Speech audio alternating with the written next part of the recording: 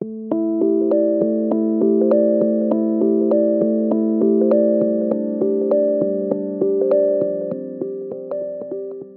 evening, ladies and gentlemen. My name is Ivan Marils. I'm the Dean of Engineering here at the University of Melbourne, and it's a real pleasure to welcome you here to the last Dean's Lecture of the year. Today's lecture is sponsored across the Faculty of Science, Faculty of Medicine, and Faculty of Engineering because of its topic. Let me first start with acknowledging the traditional owners of the land on which the event is taking place. That is the land of the Wurundjeri people, and we pay respect to their elders, their families, past and present. So thank you for attending tonight, and given the topic, may I just remind everybody that it may be better to switch off your mobile phone whilst we're in this lecture. You can switch it back on afterwards, that's right. I also would like to remind people that tonight we are videotaping, and so when you ask questions, you're automatically going to be recorded, and we'll take your asking question as also a form of presenting consent with being videotaped and audio taped. Let me just introduce Dr. Devra Davis, who doesn't probably need an awful lot of introduction. But Dr. Devra Davis is a visiting professor of medicine at the Hebrew University, Hadassah Medical School, and also in Turkey at the Ondokus Mayıs University. She's an expert studying electromagnetic radiation for mobile phones and wireless transmitting devices at present. She was the founding director of the Center for Environmental Oncology, which was the first such center in the world, and was established at the University of Pittsburgh Cancer Institute. And he was looking at the environmental factors that contribute to cancers. In 2007, she founded a non-profit environmental health trust to provide basic research and education about environmental impact on health hazard. She served as President Clinton's appointee on the Chemical Safety and Hazard Investigation Board in the United States from 1994 to 1999. That was an independent executive branch of the government that investigated all the effects of chemical accidents and how to prevent and mitigate against them. She was also a senior advisor to the Assistant Secretary for Health in the Department of Health and Human Services in the United States, and as such has counseled many leading officials in the United States, United Nations, World Bank, European Environmental Agency, the Pan American Health Organization, and the World Bank. She holds a Bachelor of Science in Psychology, a Master of Arts in Sociology. She has a PhD in Science from the University of Chicago, and she has a Master of Public Health in Epidemiology from the Johns Hopkins University. A lot of degrees. She has also more than 200 publications, and she's been published in Lancet and the Journal of American Medical Associations, which are some of the top journals in the field of medical research. And she, of course, has publications in Scientific American and the New York Times. Devra Davis, we're very pleased to listen to the truth about mobile phone and wireless radiation. All yours, please.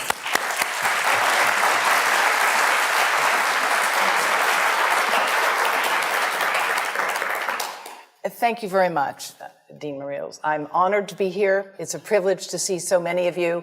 I must say I'm thrilled to be at this great university, which has a tradition of open and democratic discussion, and I look forward to having a frank and full conversation, as we say in the diplomatic world.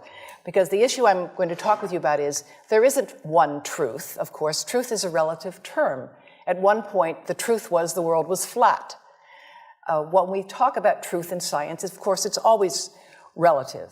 But there are now more than 6 billion cell phones in the world today, 8 billion wireless transmitting devices, more than 50 billion are anticipated to form the Internet of Things, and we have to recognize that we don't know a lot about the public health and environmental effects of this form of radiation. You've mentioned some of my career. I won't go through this in any great detail, but I would say to you that probably the most important thing I did, and I see many people in this room aren't even old enough to remember it, but a long time ago, you used to have smoke on airplanes. People could smoke tobacco on airplanes. And I was involved as a young scientist in the committee that actually reviewed the data and recommended that there be no smoking on airplanes. You may be shocked to hear that it was even a question for science at the time, but it was. And when I look at what we know now about mobile phone radiation, I see some very interesting similarities, because there were a lot of questions that were raised about the safety of tobacco on airplanes. And they were, in fact, legitimate questions, things we did not know. There are a lot of important questions to be asked about mobile phone radiation today, without any doubt. But the reality is we're not asking those questions. And with the exception of some researchers here and elsewhere, very little new research is being done in this field. So it's a thrill to be here, because Australia has been a leader in research in the field of electrical engineering and its applications to medicine, doing some of the most exciting work in the world and funded by institutions around the world, including the US Department of Defense. And I've worked at some of the top institutions in the world in science, and so when I first thought there could be something wrong with mobile phones, I actually owned 3 phones at the time. I own 2 now. And everybody has to downsize a bit. And I didn't believe there was a problem, and I thought if there were a problem, I would know about it, because of course I knew all about what was important in science. Well, I was wrong. I liked the fact that I could call people or actually send them messages and expect an answer at all hours of the day, and found it kind of fun in the beginning. And when somebody said to me there could be a problem with this with our health, I said, oh, don't be ridiculous. If there was a problem, I'd know about it. Well, I was wrong. And what I now know is that information is being sent to people routinely to give them safety information. I'm going to ask you to help me out here by looking at how many of you have an iPhone. Now, I assume you didn't all turn them off. So, for those of you who have an iPhone, would you nod, raise your hand again? I'd like you to share with your colleagues. So please go to the settings on your phone, all right? Please take a moment and nod when you've got there. All right? And be prepared to share, all right? Go to settings on the phone. Got there? All right. Now, get to settings. Now go to about. I'm sorry, you have to go to general first. There's a mistake here. You have to go to general. All right? Under general, under settings. Then go to about, which is at the top. You got there? About, yes? Okay. Now you have to scroll all the way down to something you don't normally see, called legal. You got to legal? All right. Now click on RF exposure. Now you can read it later, but it's basically telling you that you need to know that you cannot keep the phone directly next to your body without exceeding the as-tested exposure guidelines. And by the way, the iPhone does it. I happen to know how to find it on the iPhone. I'm just learning the Android system myself. But all smartphones come with some information that basically says, don't keep the phone in your pocket or you will exceed the as-tested exposure guidelines. Now, how many of you knew that before today? Well, this is a very well-informed audience relative to others. I want to thank Telstra because they actually are now giving people this information. And by the way, they're one of the first telecom companies in the world to do this. So I actually think it's a good thing. They're sending this message. How many of you have seen it? How many of you have actually looked at what it said? Well, here's what it says. This is what it says. And like most of you, I found messages like this annoying, but the reality is Telstra is telling you to use a hands-free device to keep a mobile phone away from the head and body to reduce mobile phone exposure. So that's a good thing. But on the other hand, I think that we all need to do better to give people information so that you have knowledge about how to reduce exposure. And I'm going to explain to you why we need to reduce exposure. Let's go back to almost 20 years ago when standards for cell phones were first set up. At that time, it was believed that the only thing you had to worry about was avoiding heat. That was the only effect you had to be concerned about. And so they employed the head of a very large person, a 220-pound male, who was at the top 98th percentile of military recruits in 1989 in the United States. And they set the standards to avoid heating up that fellow's brain after a 6-minute phone call. Now, there's probably 1 or 2 people in this room with a head that size. But the rest of you, like most of the world, have much smaller heads and relatively smaller bodies. And this standard, which is very much out of date, doesn't take into account the fact that people the size of these 2 bright young people here in the front row are using these devices today with no thought that maybe they're getting exposed to levels of radiation that have not been evaluated for their safety in young developing brains. Now, the electromagnetic spectrum, this is information from ARPANSA, actually goes all the way from the invisible to the visible, ionizing radiation, gamma rays, X-rays over here, and light here. This is from ARPANSA. You will see here they say FM radio, microwave oven, radiant heat. Of course, microwave oven actually happens to be of the same frequency as the cell phone, the mobile phone. The mobile phone and the microwave oven use a very similar frequency. The difference between them is power. The power of the microwave oven is 1,000 watts. And of course, that's power that can heat up a cup of water in maybe 60 seconds. The microwave oven, the mobile phone, the cordless phone, the Wi-Fi monitor, the baby monitor, they all use the same frequency. They differ in power. They also differ because mobile phones and Wi-Fi devices emit pulsed microwave radiation. It's the pulse, not the power, that appears to be biologically most important. The pulse that is erratic and irregular, like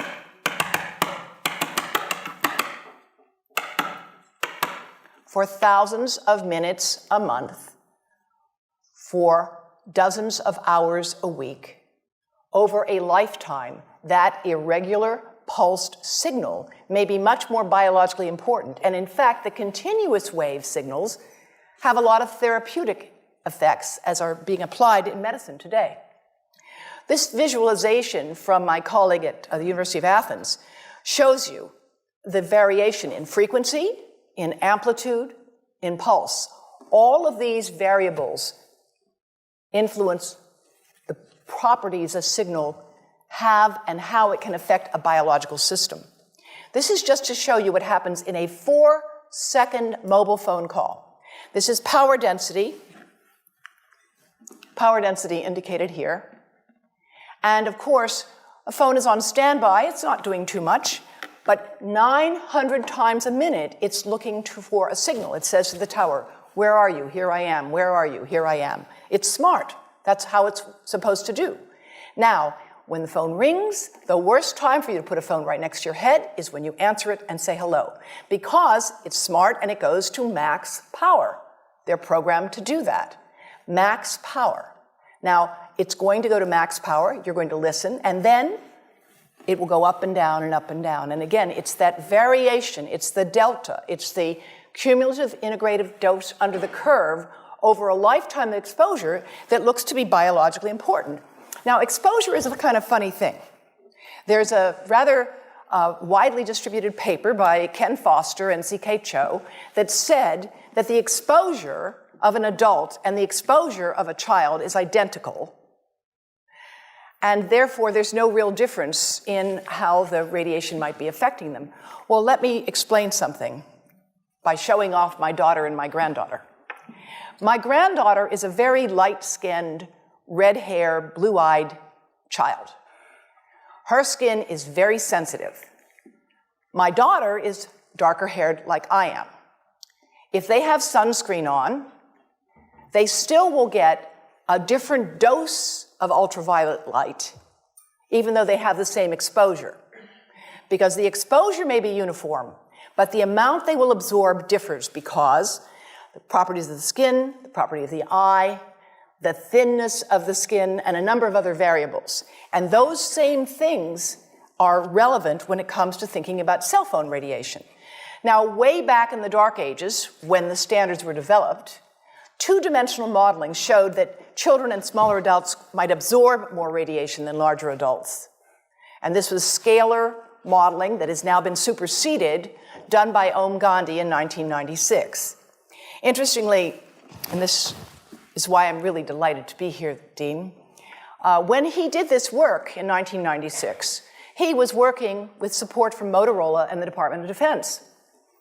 And after he published this, he lost all his funding. That's why I'm really happy when you told me that Australia is not America. Because I think you have an opportunity to do something here in this great country. You have a tradition of independence in science and in this country that we do not have, unfortunately, on this issue in the United States. So Professor Gandhi, with whom I'm collaborating now, updated his work in 2002, here showing you that a smaller adult head here, you see the amount of exposure is quite similar, but because the head is smaller, it will absorb proportionally more. More recently, we have been working with colleagues at Porto Alegre with Environmental Health Trust, and we have developed three-dimensional modeling with anatomically based models using MRI to create the models with 1 millimeter voxels. And what we have done is to show the difference in radiation dose in heads of different ages and sizes. And I'll just show you one example here, coming from our colleagues at the Swiss National Institute of Technology, the ITIS, which have produced some of the most brilliant work in the world in this field. And they have shown here, of course, that there is going to be greater exposure, absorption into a younger head versus an older head. This is another item from their website of target tissue dose for the infant with using a system called the virtual family. Is there anyone here who's worked on the virtual family? Right. It's a really powerful and very sophisticated system that is used today to set standards for medical devices and surgical procedures, but it's not used for mobile phone standards. I find that odd. And I want to show you an example of some of the work that we are doing now that I'm releasing here for the first time. And this is a modeled microwave radiation dose of a 6-year-old with greater levels to the frontal and temporal lobes, eyes and cheek. And watch this here. Now, yellow, white, and red are the hottest, all right?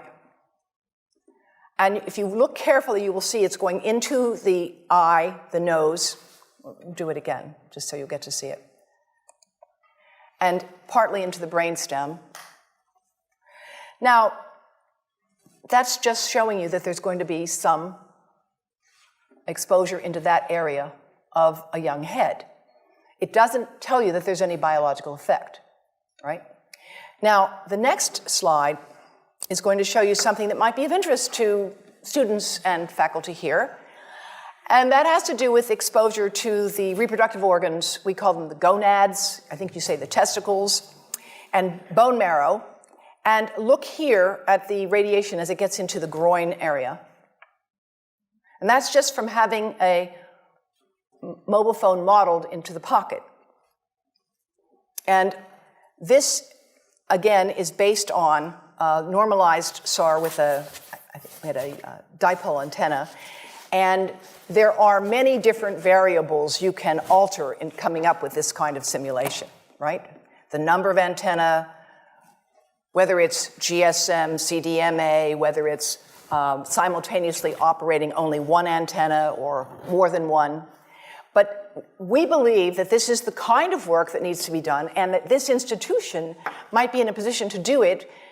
And my colleagues from Brazil would be happy to share with you the modeling that we have done to date to generate this. But based on this work and other studies that have been done around the world, the United States magazine Consumer Reports recently recommended that nobody keep a phone in their pocket.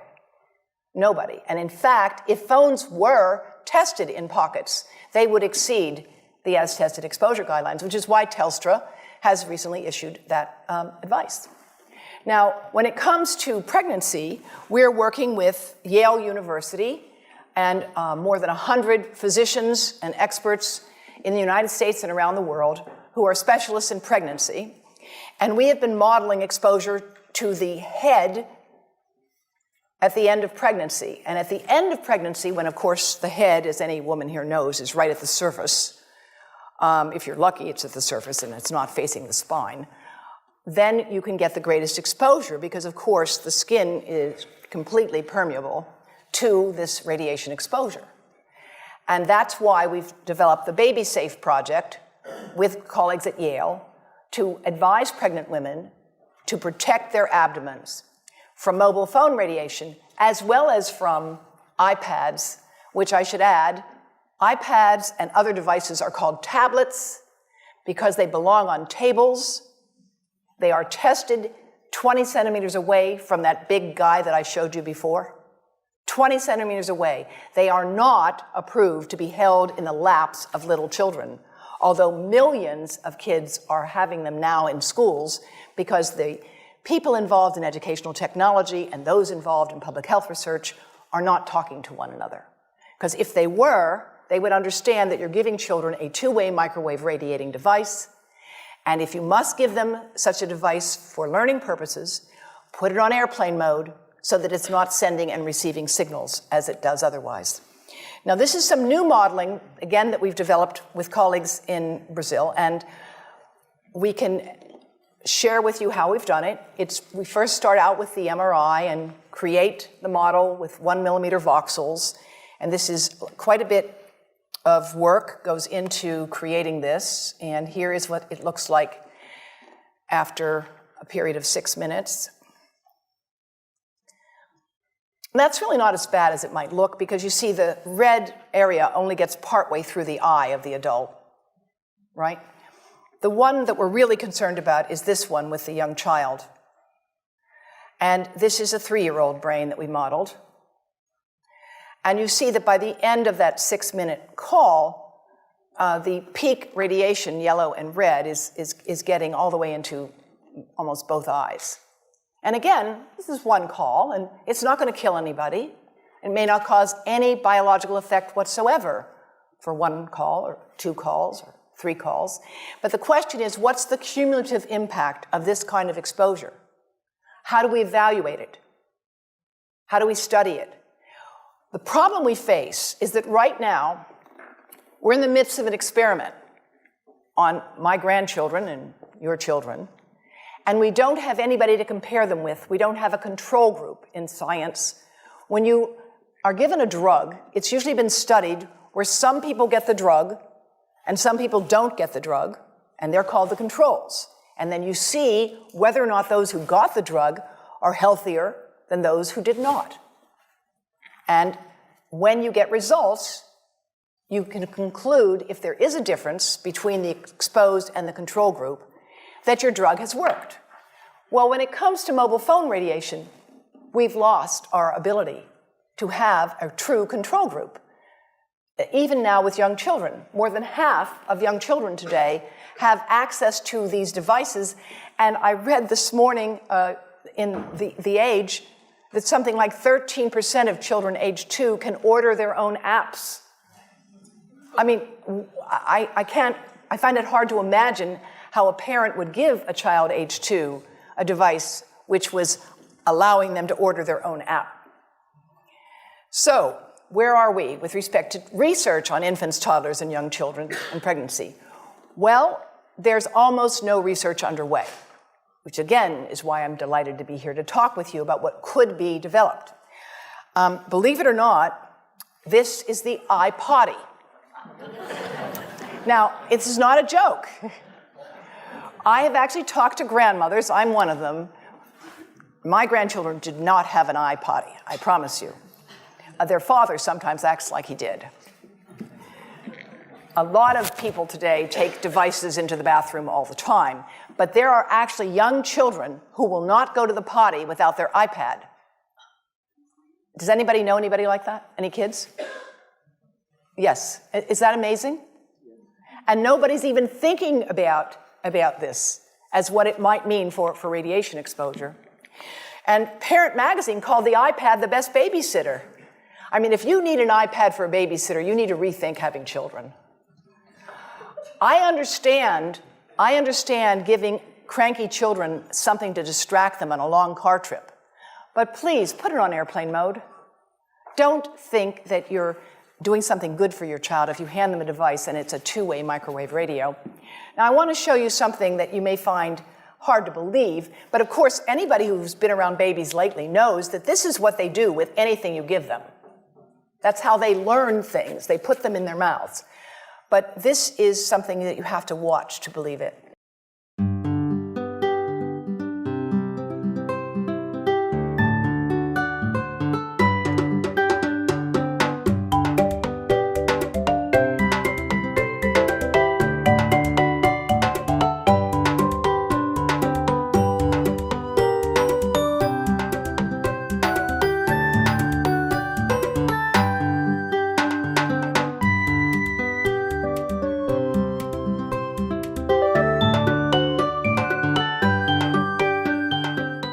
NATO may be familiar to some of you, and NATO for years has supported research on radar.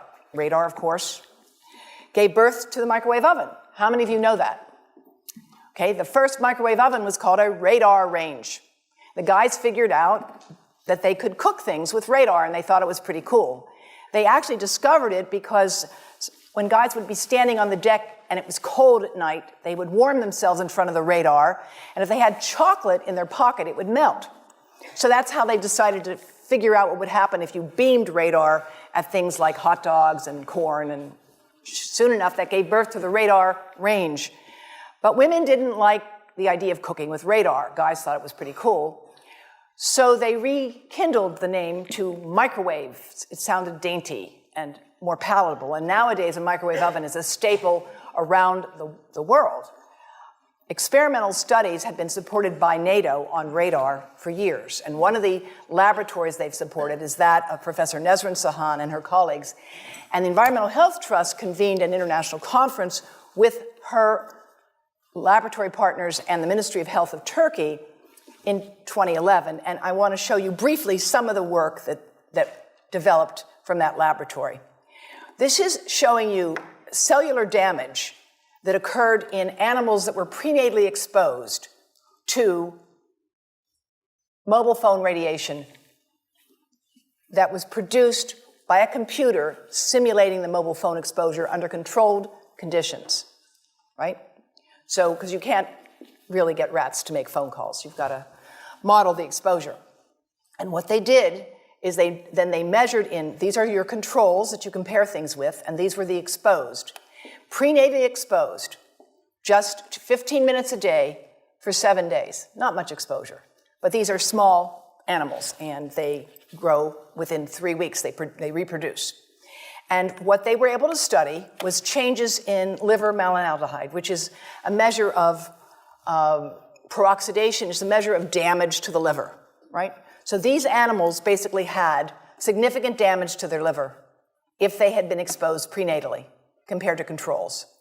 Now, another group in Turkey has looked at prenatal effects on the brain and the testis. And, you know, a lot of countries, this is a very important research that has been done here. And they looked at counting the number of cells in certain areas of the brain, the hippocampus, which is a critically important part of the brain. And since I see there's a lot of non-expert here, and let me just explain that your hippocampus is pretty important to things like memory, balance, things like that.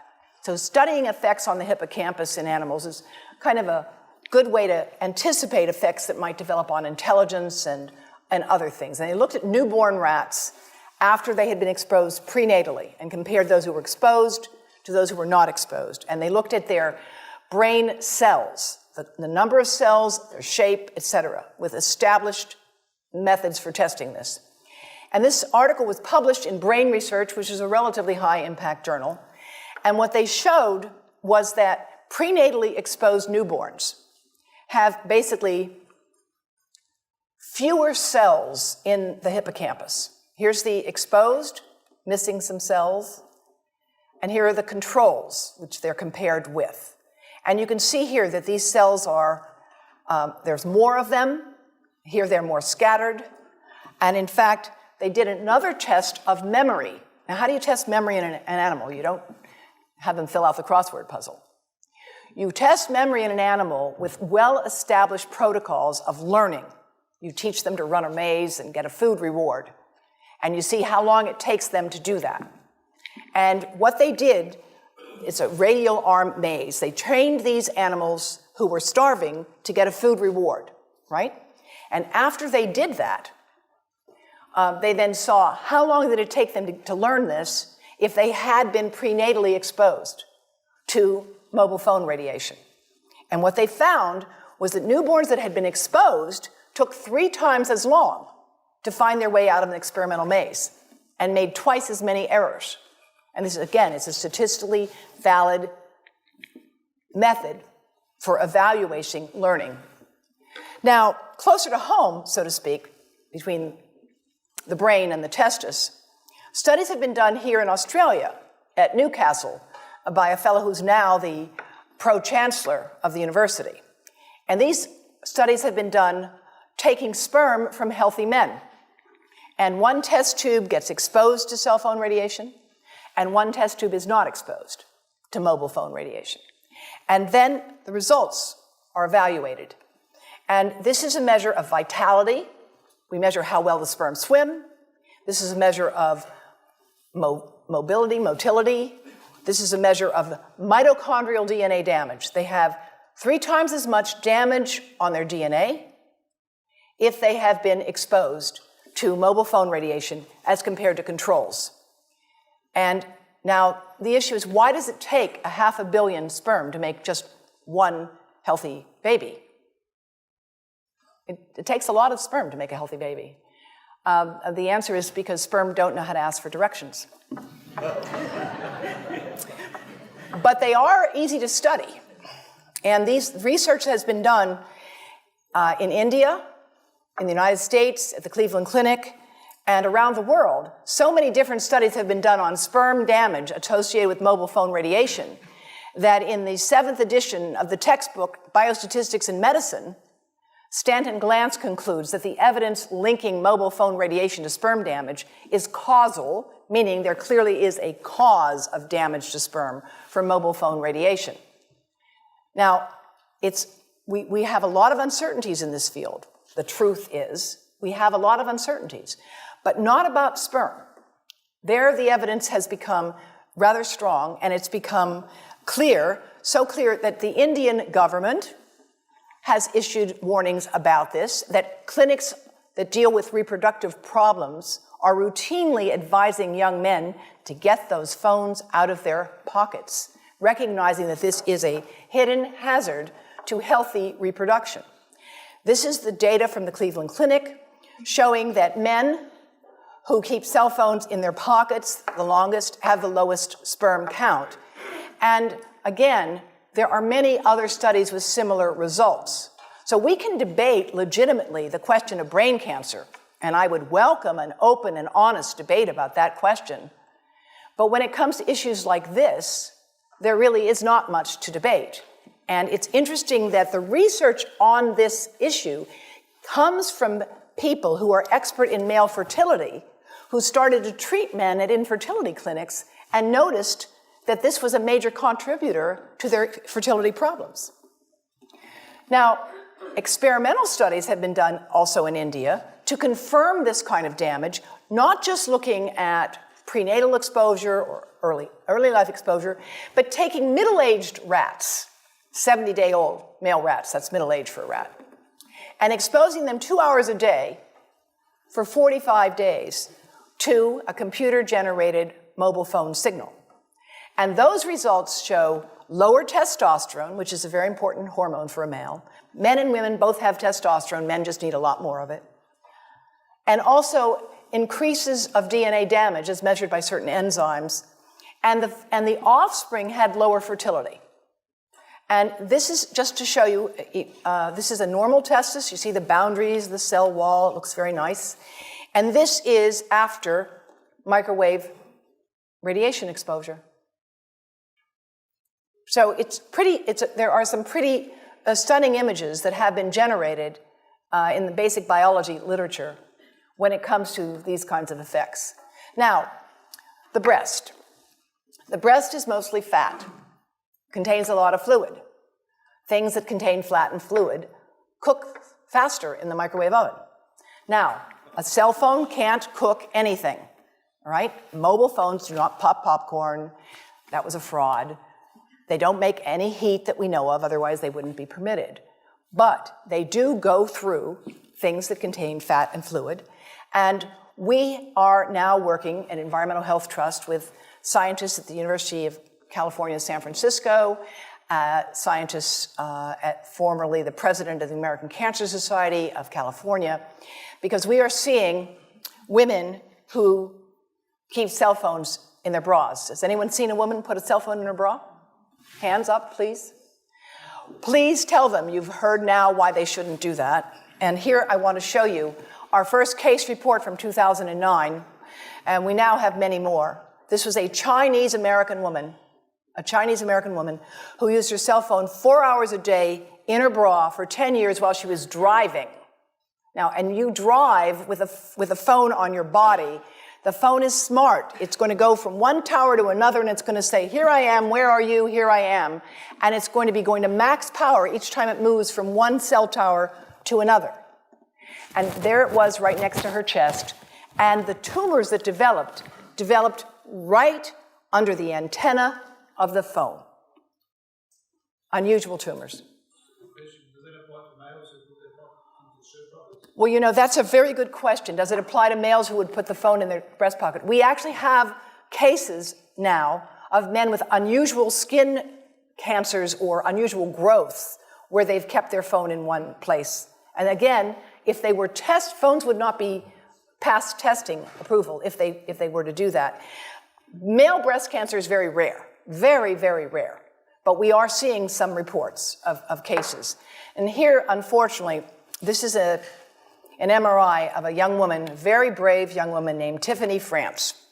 When she was 21, she's now 22, she developed metastatic breast cancer. This is metastases into her chest wall right here.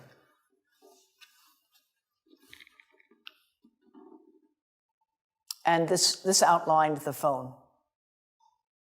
And it was subcutaneous, so it's like right under the surface of the skin. It was not deep within the breast. Most breast cancer occurs in women over 50. It occurs in the upper outer quadrant. These tumors occurred right under the antenna of the phone. And now we have 38 of them. Not a single one of them has a family history. None of them has inherited the defects that we know increase the risk of breast cancer. They have multifocal tumors. That means they have more than one tumor, and the tumors are located under the antenna, sometimes just right in the center of the chest. So we're collecting information because that's what we do in science. But we want to, in the meantime, issue precautionary advice because that's also what we do in public health when it comes to setting public policy. When it comes to further work on the prenatal impacts, my colleagues at Yale University have taken mice, exposed them to mobile phone radiation, and they have found significant effects on those mice's behavior as adults, all right? Prenatally exposed mice have hyperactivity as adults. And these are some of the data. They have worse memory, they're more hyperactive, they have more anxiety, but they don't have much fear. It's kind of interesting. And because of that, that is why we've developed the Baby Safe Project, working with colleagues at Yale University and around the world. Now, how many of you had heard that in 2011, the World Health Organization had reviewed all of the evidence and decided that mobile phone radiation was a possible human carcinogen? How many people had heard that? Okay. It's interesting that that information isn't more widely known, and we can explore the reasons for that perhaps at a later time. But the fact is, the group that reviewed this evidence for the World Health Organization looked at all the evidence at the time in 2011. And At that time, they said it's important to conduct additional research and it's important to take pragmatic measures to reduce exposure. Now, that's why it's wonderful that Telstra is giving this advice, but we are not conducting additional research. And in fact, the World Health Organization itself is no longer conducting a leading study on brain cancer and mobile phones. Environmental Health Trust, the organization that I head, published an article in 2013 saying that we think that mobile phone radiation is a probable human carcinogen. And I want to show you briefly the reasons why we reached that conclusion. These are studies published since the World Health Organization IARC review in 2011. So these are newer studies. Here, Hardell from Sweden and Serenat from France. And what these are showing you is that the relative risk of developing brain cancer with more than 1,640 hours of lifetime use of a phone is almost 3 times higher compared to people who did not use mobile phones. Now I know this seems like very confusing. These numbers don't make a lot of sense to many of you, but really the way you get these numbers is it's like waiting for the grass to grow. You study people who have brain cancer and you compare them with people who don't have brain cancer, but they're otherwise similar. They're your controls, and you compare the people with brain cancer to those who don't have the disease, and you ask, well, do you remember whether you talked on the phone? It's not a very precise science. Actually, there's a lot of problems with what are called exposure misclassification. It biases you toward the null hypothesis. The reality is, it's a very poor way of doing research, but we don't have an alternative at this point. And what we need to do is to get the cooperation of telecom industry to get billing records. So we actually have real data instead of asking people to remember how much they use their phone. That's something that, again, you might be able to do in Australia, but I can tell you we can't do it in the United States, that's for sure. In France, they were able to do it a little bit better, and they were able to get these data here. And interestingly, if people started to use phones regularly before age 20, as most of the world is doing now, there was 4 to 8 times more brain cancer after they had passed 10 years. So now, why is there no increase in brain cancer that we can find in the general population today? Because there is not. And after all, if mobile phones really are important, why don't we have an epidemic today? Well, let me tell you why. First of all, brain cancer takes a long time to develop. How do we know that? We know that because when the bombs fell at the end of World War II, there was no increase in brain cancer in the survivors who had been studied. No increase at all. Until 40 years had passed. It took 40 years for an increase in brain cancer to show up in that highly exposed population. Now think about this. Today, the number of people using cell phones today and using them heavily today is very different than it was even 5 years ago, even 3 years ago. Now you're being encouraged to have unlimited talk and text, right? You didn't have unlimited talk and text 5 years ago or 10 years ago. So the uses and the users of phones are changing radically. In fact, most epidemiologic studies find no increased risk of brain cancer from mobile phone radiation. They don't. Until 10 years of heavy use. And by the way they define a cell phone user in these studies, I'm not making this up, is somebody who makes 1 call a week for 6 months. Yes, yes. 1 call a week for 6 months. That was the definition in these studies, which, by the way, don't find any increase.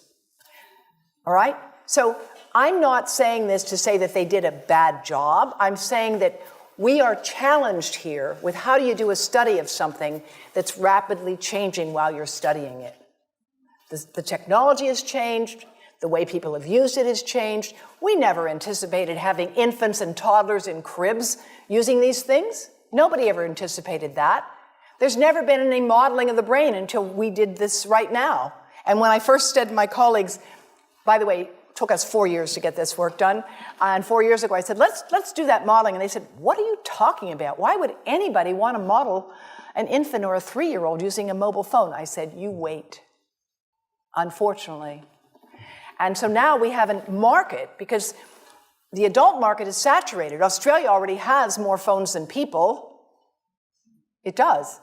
And so the market expands to the infants and toddlers. Now I want to share with you some of the work from my colleagues in India. Dr. Sharma is the Senior Deputy Director General of the Indian Council of Medical Research. And this work, Malka, I think will be of great interest to you because of the work on honeybees. We don't just have to wait for brain cancer to take 40 years to come up with answers. Honeybees have the advantage of being relatively easy to study, and there actually are established protocols for doing this. And I'm going to share with you some of these data, and they have been developed by colleagues from a number of countries. Honeybees have different characteristic dance patterns, and they have different jobs. There's the worker bees, and there's the bees that make the honey, and there's the bees that protect the queen, and I don't know all the details, but here's what I do know. If you try to study these under controlled conditions, you can take hives and put a mobile phone in some hives and a mobile phone in other hives that's not on, and what you can find is that after exposing the honeybees to an operating mobile phone, the workers don't come back to the hives. Now this ought to be of great concern because agriculture depends on honeybees. I think you in Australia have a new business that's developed, I know it in the United States, where people drive trucks around with hives in it to fertilize crops. Have you heard of this? They drive them around because the honeybees are disappearing. Now there are many different factors that affect honeybees. Climate is certainly one, pesticides is certainly another, but mobile phone radiation could be yet another, and we certainly need to find out if that is the case. 10 minutes of mobile phone radiation daily for 10 days, worker bees did not return to test colonies. And this would be something that could easily be replicated. So now we have to deal with the reality. There are many inconsistent results. I'm not just skimming the cream here and showing you the positive ones. There are a lot of studies that find nothing at all. Nothing. Why? Well, first of all, sometimes they study different cell cultures. So if you're looking for adult cells, they may be much more robust than if you're looking at neuronal stem cells. And that turns out to be the case. Sometimes they're using different exposures. If you're looking at continuous wave versus digital pulse signals, if you're looking at a square wave versus a sine wave. There's also another fact we have to talk about, which is yet another reason why I'm glad that Australia is not America. Sponsored research, this is to put it politely, can induce publication bias. Another way to say this is that where you stand on an issue depends on where you sit and who's bought your chair. And there's a tremendous amount of sponsored research by people who are hired to do studies to find no effect. And that's plagued this field in a number of countries, including within the government itself. So I don't know about the details here with Arpanza, but I can tell you in the United States today, the gentleman who is directing the Federal Communications Commission, Tom Wheeler, was for 10 years the executive director of the Cell Phone Telecommunications Industry Association. And now he's in charge of regulating those devices. So it's challenging to have a neutral playing field under that circumstance. One example, the US Congress asked for a study of what needed to be done on mobile phone radiation in 1993, in 1998, in 2002, in 2012. That's how many times they've asked for that study to be done. So each time a study is done, And each time the conclusion is reached, we need more research. We need more research. Well, that's my bread and butter. Of course we need more research. But if instead of funding the research, all you're doing is calling for it, then it becomes a bit of a smokescreen. So that's part of our challenge on this issue. It's a lot easier to call for research than it is to carry it out. This research is hard to do. It's not simple. There are real complexities to this field. Unfortunately, at least in the past, industry had a very clear strategy.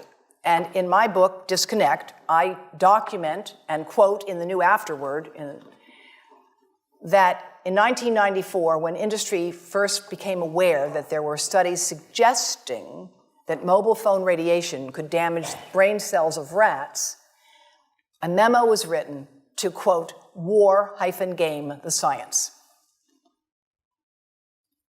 War-game the science.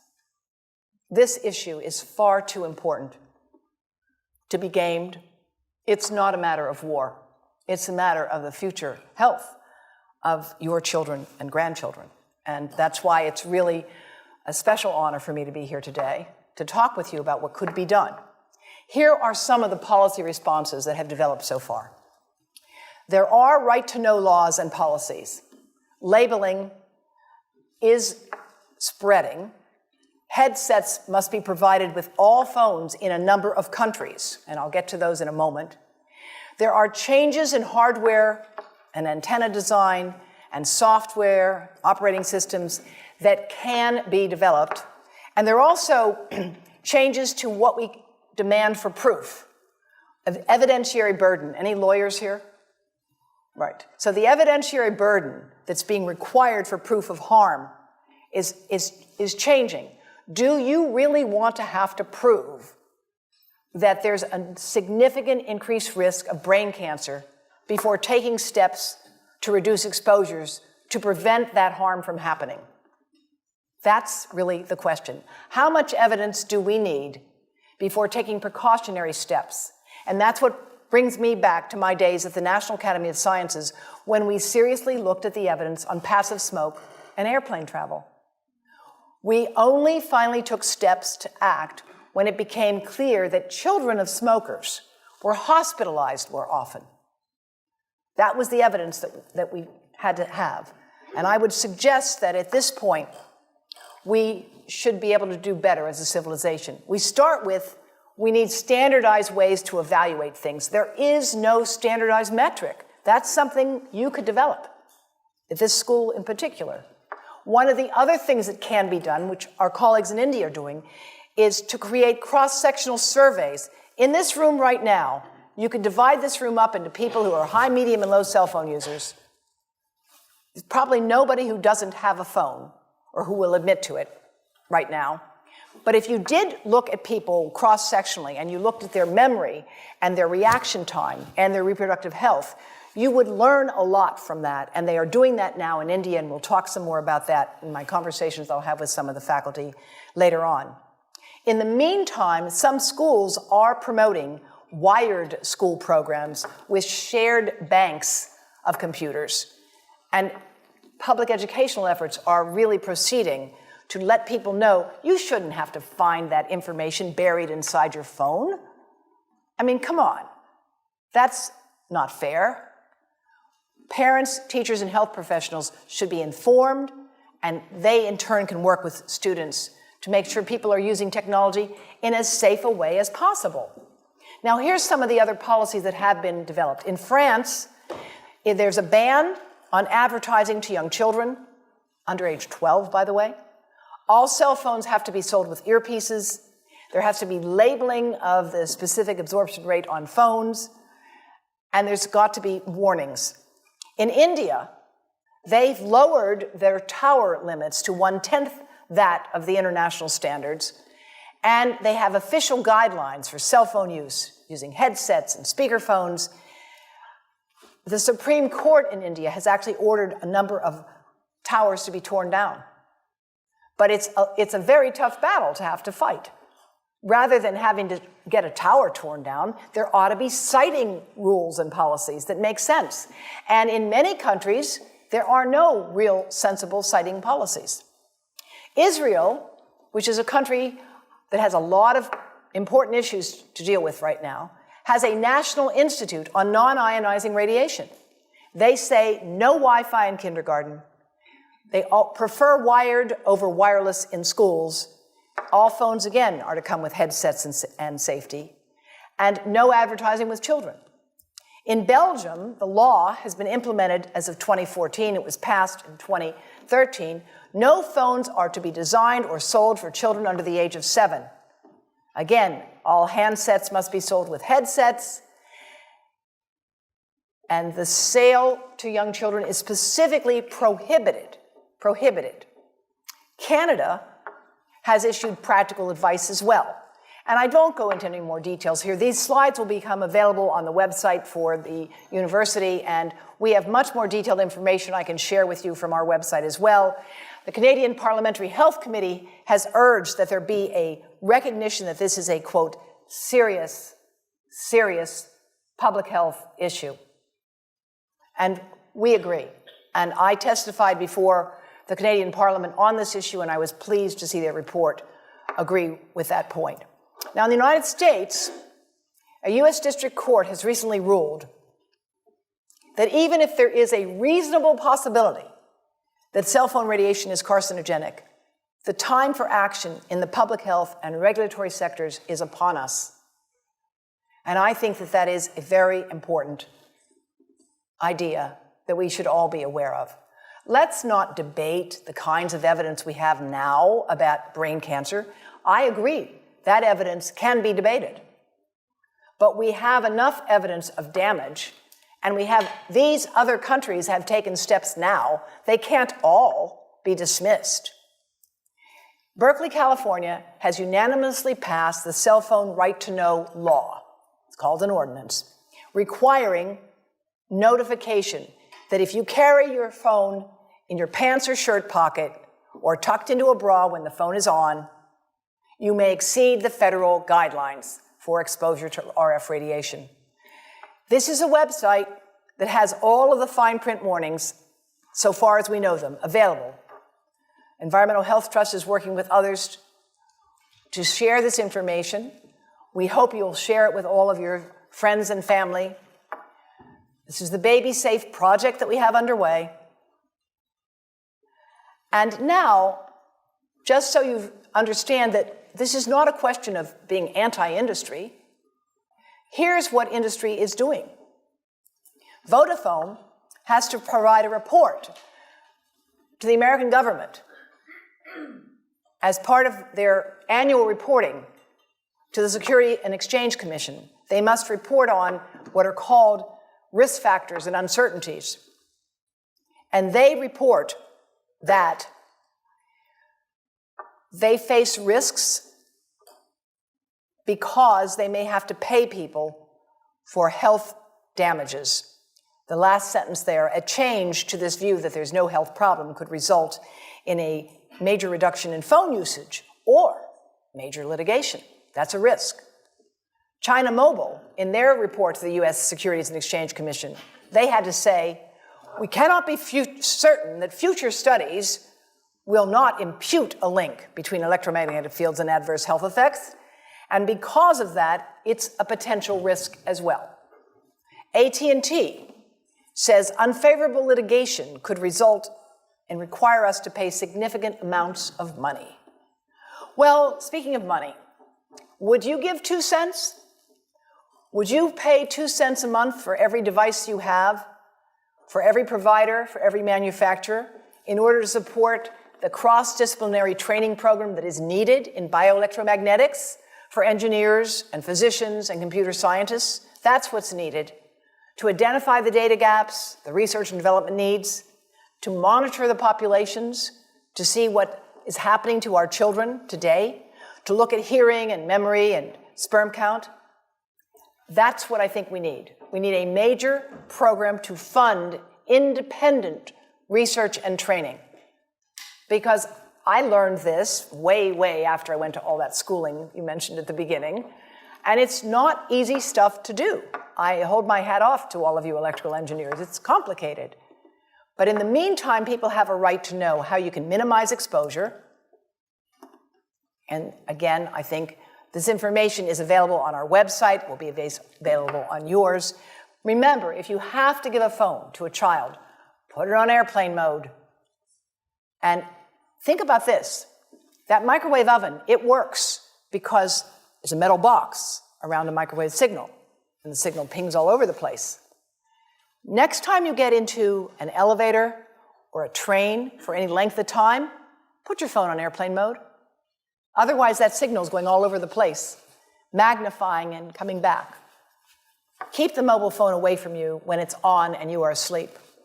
Now, it takes a village to do a lot of things. These are some of the people whose materials I've used today with their permission, and I can't read this list to you, but I want you to know that I feel really honored to be working with some of the most talented people in the world on this issue. And they have given me permission to share these materials with you.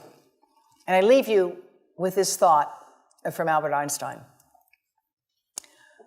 The world is not dangerous because of those who do harm, but because of those who look at it without doing anything. So, thank you.